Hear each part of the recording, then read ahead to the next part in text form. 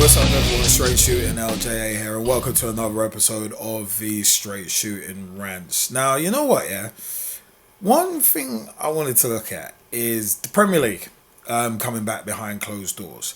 Now, I've discussed this briefly before. As a Liverpool fan, happy because obviously we can finally get to win the league and sort all that out, but ethically not really happy about it because obviously there are still coronavirus cases in the country. I think the latest number was something like 347 more infected. And at the end of the day, I've always said why I think the Premier League is coming back, and it's all about money, which is what a lot of the world is about, especially at the moment. But it's one of them where a lot of people are making, I think people are making more of an issue than really needs to be about the Premier League being played behind closed doors. Because bear in mind, it's only, everyone's got 9 games left. Well, 8-9 games left. So you're only playing that behind closed doors. It's not quite a full season as of yet anyway at this point. You never know. Next season, the 2020-2021 season could end up as a behind closed door season. But it's a case of a lot of people say, oh, football's nothing without the fans and the fans in attendance. Now, being that I'm a pro wrestling fan from back in the Attitude Era, most will probably remember a guy, a pro wrestler called Bill Goldberg, or Goldberg as he was just called in WCW. And back in the WCW days, especially in apparently in like late 99, 2000, it was a case of they were pumping in crowd noise to, as Eric Bischoff would put it, sweeten the crowd. So that in theory you could have low level crowd noise just to make it not seem like it's a training game. That would be potentially one way to get around it. You'd be asking people to suspend their disbelief a little bit, like watching a film or pro wrestling.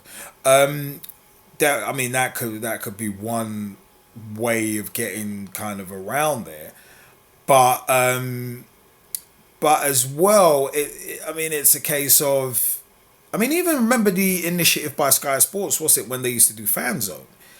In theory, it could be a chance for clubs to say do something like that again, and pipe that audio throughout the stadium.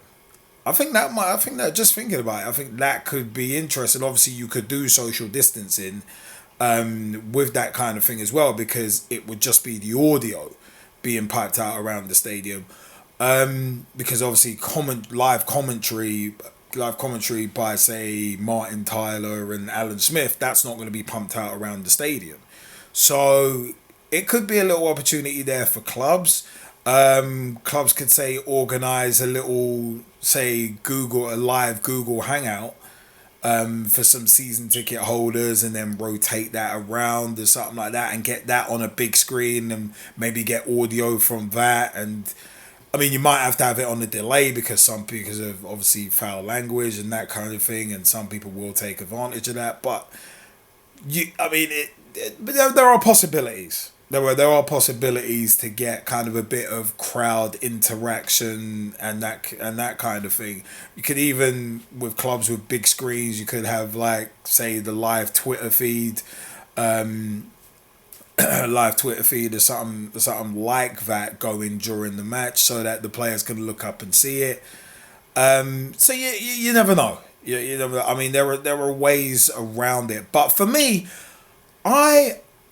I'm not so much worried about fans not being in attendance and a lack of atmosphere, because for me, it's a case of I find it much easier to watch football without commentary than without fans, because I've watched certain matches, and again, I've watched certain matches without commentary, and you very quickly, if you're sitting at home watching it, you very quickly become detached. Same as pro wrestling, where it's like if you're watching something with basically no soundtrack, it's kind of like, oh, okay, this is a bit different. And then you start realizing how important commentators are. Now, maybe I'm a little biased because I play for an amateur league side. We don't have fans around the sidelines anyway. And also back when I was younger, I actually wanted to be a football commentator. That was a dream of mine. So commentary is something that I've very much studied for a number of years, like Brian Moore, Martin Tyler, John Motson.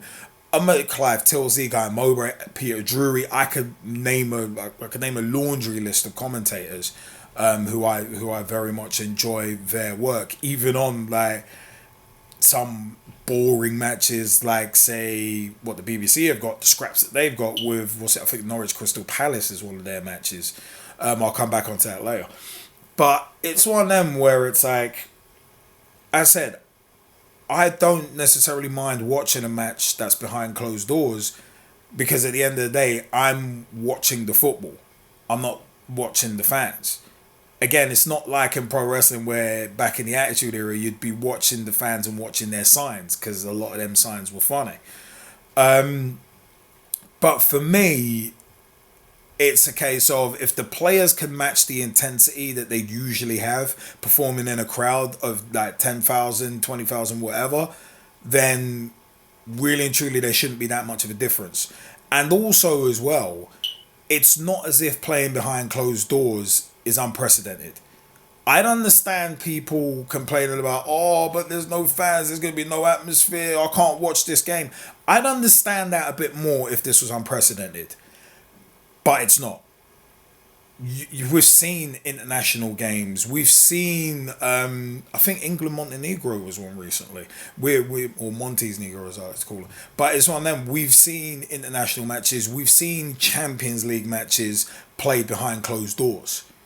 So it's not one of them where it's a brand new thing. The difference is, the thing that is unprecedented is that this has been forced. It's number one, it's the Premier League, and number two, it's now been enforced, obviously, because of the coronavirus COVID-19 pandemic.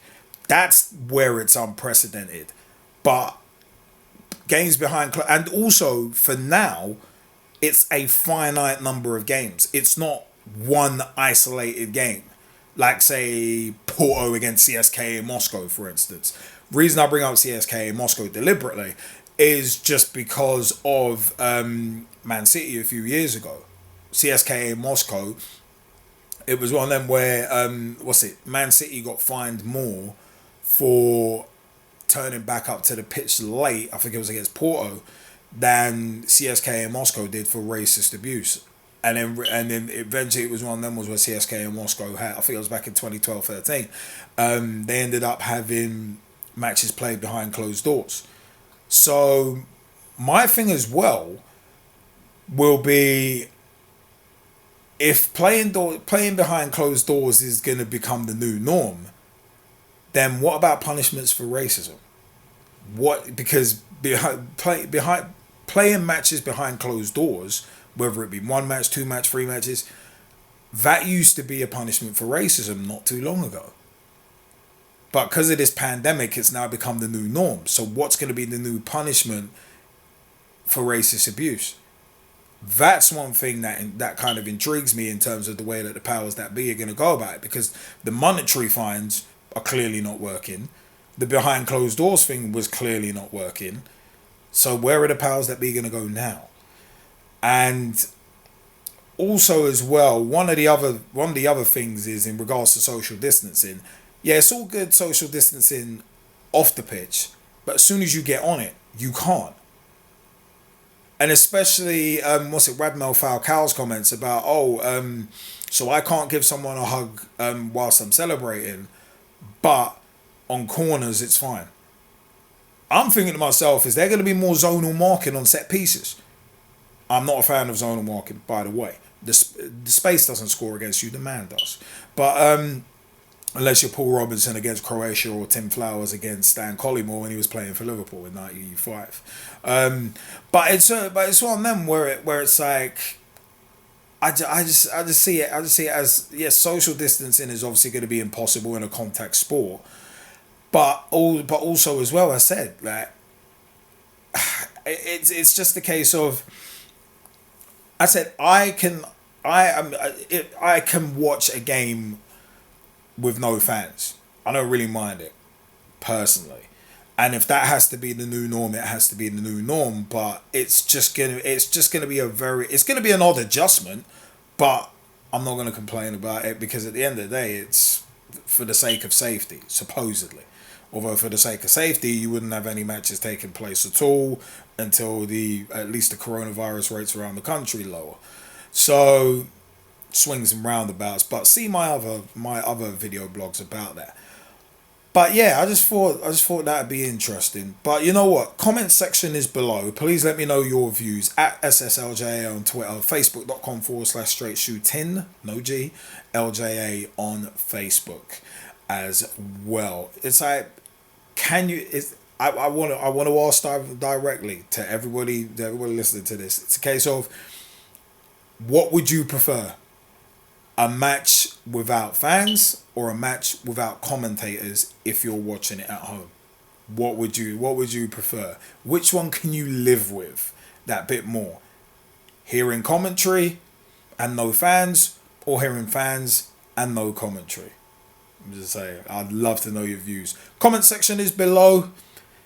Let me know. Take it easy, peeps, and thank you for your time for the Straight Shootin Rants. See you later, peeps.